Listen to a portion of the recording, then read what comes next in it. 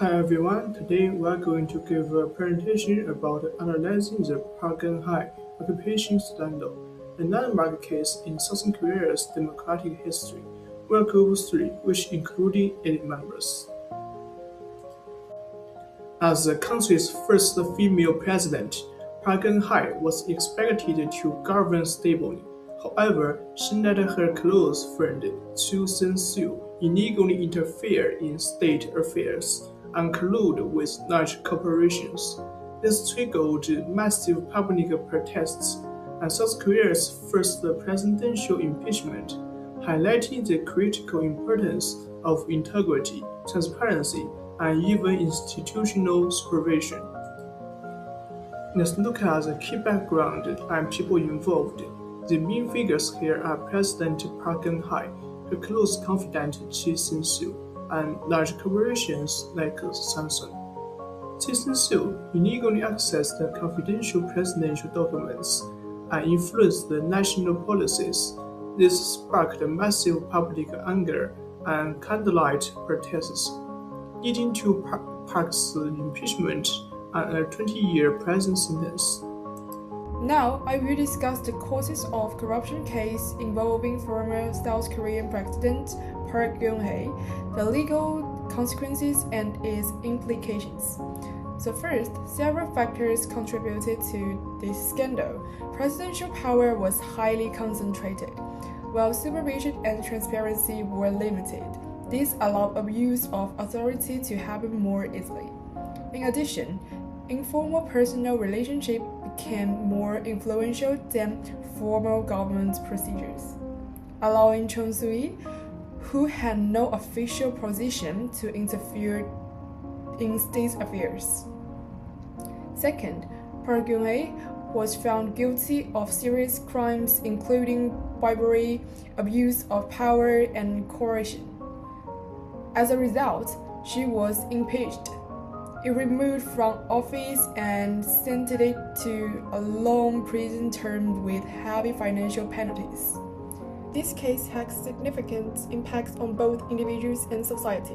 Park lost her political career, freedom, and public reputation.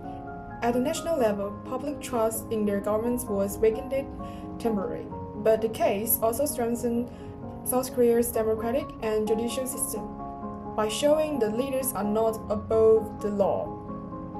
To prevent similar cases in the future, governments should strengthen anti-corruption laws, improve transparency in decision-making, and establish independent oversight bodies to monitor political power efficiently. I want to share four lessons from this case about fighting corruption. First, the rule of law is supreme. That means no one is above the law. Everyone must follow the rule and take responsibility for their actions. Second, strong instruction matter more than individual leadership. We need checks and balances in the system, not just relying on one person. Third, public participation is really important. When people get involved, it helps stop corruption and keeps the government accountable. Finally, corruption is the simplest problem. We can't just punish individuals. We need long-term changes to fix the root cases. These lessons show us how to build a clearer society. Thank you. In conclusion, the Park Corporation case is an important event in South Korea's history. This case showed that when too much power is given to one leader, and there is not enough opponents and supervision, corruption can happen easily.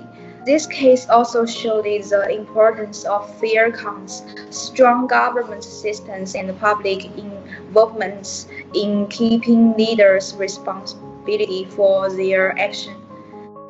The protest by people and the Kang's decision showed the strength of democracy and lay in South Korea.